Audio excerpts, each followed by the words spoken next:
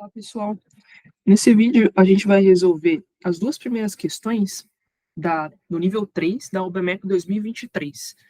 Eu sugiro que, antes de ver resoluções de questão da UBMEP, se você está estudando, você tente fazer a questão sozinho, gaste um bom tempo pensando nela, para depois conseguir ver a resolução. Porque dessa forma você consegue ter suas próprias ideias e as ferramentas para resolver as questões ficam mais solidificadas na sua mente. Então, é interessante você ver questões resolvidas por outras pessoas, mas é importante que você tente resolvê-las primeiro sozinho. Então, só assim você vai conseguir entender as suas dúvidas, entender o que você estava errando e o que faltou para você resolver. Matemática, nós precisamos pensar muito em questões. Então, se você acha que você está demorando para resolver uma questão, então você está aprendendo matemática. Matemática não se aprende só olhando o outro fazer e, e conseguindo fazer tudo no mesmo momento. Se você consegue fazer a questão no mesmo momento, significa que você já sabia aquela matéria. Então você precisa sentar e aprender e tentar fazer várias vezes e errar para você conseguir realmente aprender e conseguir se dar bem nessas provas. Então vamos lá, vamos começar com a primeira questão.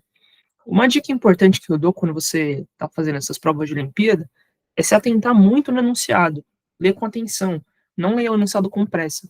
Por exemplo, essa primeira questão fala assim: 5 cartões iguais, A, B, C, D e E, em forma de um triângulo equilátero, foram colados em uma cartolina, um por vez. A figura mostra como ficaram esses cartões. Ele pergunta, qual é o terceiro cartão colado? Então, você vai fazer o seguinte: primeiro você vai olhar para o enunciado e ver quais foram as informações importantes que ele deu. Ele falou que os 5 cartões colados são iguais, em forma de triângulo equilátero, e foram colados um por vez. Ok. Isso vai ser importante para a gente, essa questão do triângulos equiláteros serem iguais, quando a gente for analisar o cartão D. Porque o D, ele parece um triângulo equilátero pequenininho. Então, se você ler rápido essa questão e só ver que os cartões são em forma de triângulo equilátero, você pode achar que tanto faz a ordem que eu colo o D, porque ele não precisa estar sobreposto a ninguém necessariamente. Eu posso colar ele tanto primeiro quanto o último, quanto em qualquer posição que não faz diferença. Só que a questão deles ter o mesmo tamanho dos outros cartões, e o cartão E, por exemplo, ser um cartão de triângulo maior, significa que ele está escondido aqui por baixo de alguns cartões. Então tem que se atentar a isso. Tem várias formas de resolver essa questão, só que eu acho que uma técnica interessante a ser aprendida aí, que eu acho que talvez não fosse a ideia, né, quando a pessoa que fez a questão elaborou essa questão, que se resolvesse dessa forma, mas eu acho útil ter essa técnica, que é você definir alguma coisa, definir uma propriedade e conseguir resolver a questão com base nessa propriedade. Então, você vai resumir todas as informações que foram dadas no enunciado de uma forma mais simples, para que você consiga tirar conclusões de forma mais simples. Em matemática, nós definimos muitas propriedades e a gente prova coisas a respeito dessas propriedades. E aí, fazendo isso, a gente consegue tirar conclusões que ficaria muito difícil de tirar se a gente não tivesse organizado dessa forma. Então, a propriedade que eu vou definir aqui é a propriedade que vai ser dada por uma setinha, assim, e eu vou dizer que um cartão F foi colado antes que um cartão G, se ele obedecer essa propriedade.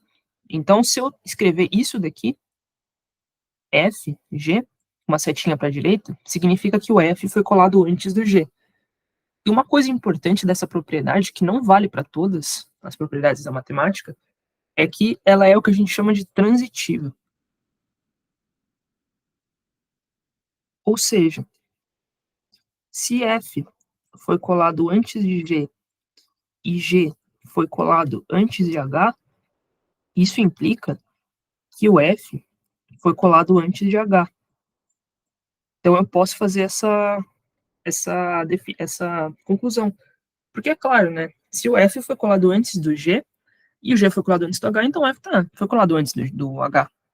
Então isso é claro para esse problema. Então, sempre que a gente tiver duas setinhas assim, nessa ordem, né, F indo para um lugar e esse lugar indo para outro lugar, a gente pode concluir que o F também vai para o H.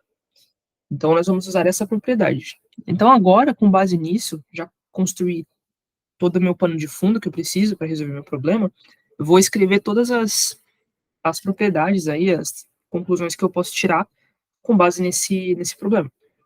Então, primeiro, qual que é a coisa mais óbvia, assim, de ver nessa questão? O cartão A, ele com certeza está por baixo do cartão E. Pela figura a gente consegue ver isso. Então, eu vou escrever aqui, A foi colado antes que o E. Outra conclusão que eu posso tirar, o B foi colado antes que o A também, ele está por baixo do A. Então, o B foi colado antes do A. O C foi colado antes do B. Ele tem que estar aqui para cima, está faltando a pontinha dele. Ela está embaixo do B. Então, o C foi colado antes do B. E o D, vamos ver. O D tá, como ele é um triângulo equilátero maior, né, por conta dos cartões serem iguais, tem que ter uma parte dele aqui para baixo do desenho. Então, tanto o B quanto o E foram colados depois do cartão D. Então, o D foi colado antes do B. E o D também foi colado antes do E. Nós temos aqui cinco conclusões. Com isso, a gente já consegue tirar uma conclusão sobre a questão, acredito eu. Então, vamos usar essa propriedade transitiva aqui, que eu comentei, dessa setinha que eu criei aí, para a gente conseguir tirar a conclusão que a gente quer, de qual foi o terceiro cartão colado. Então, eu vou escrever assim. O primeiro, vou olhar, por exemplo, vamos olhar para essa primeira e essa segunda. Então, elas dizem que o B foi colado antes que o A, e o A foi colado antes que o E. Então, por causa da propriedade transitiva, vale uma coisa do tipo: B foi colado antes do A e foi colado antes do E. E isso indica também que o B foi colado antes do E. Então, por enquanto, a gente tem essa ordem. Então, vamos olhar um pouco mais. A gente sabe que o D foi colado antes do B. Então, o D está aqui, o B está aqui, o A está aqui e o E está aqui.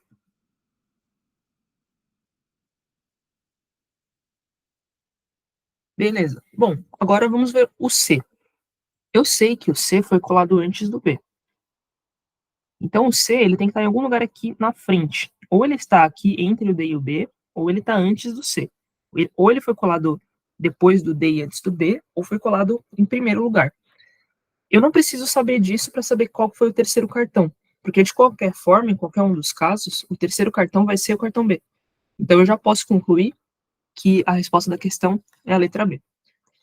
Então, essa questão aí de você definir uma propriedade pode ser muito útil, ao invés de ficar tentando pensar sozinho. Talvez nessa questão fosse um pouco mais, não fosse tão complicado você tentar pensar sem definir nada, né, para organizar o pensamento.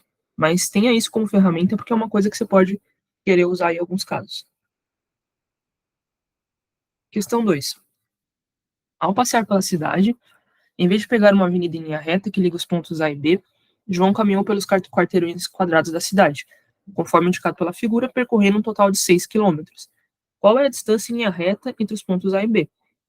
Então, em vez de percorrer A e B diretamente, ele foi percorrendo os quarteirões quadrados. Isso é uma coisa importante de você se atentar no enunciado. Os quarteirões são quadrados.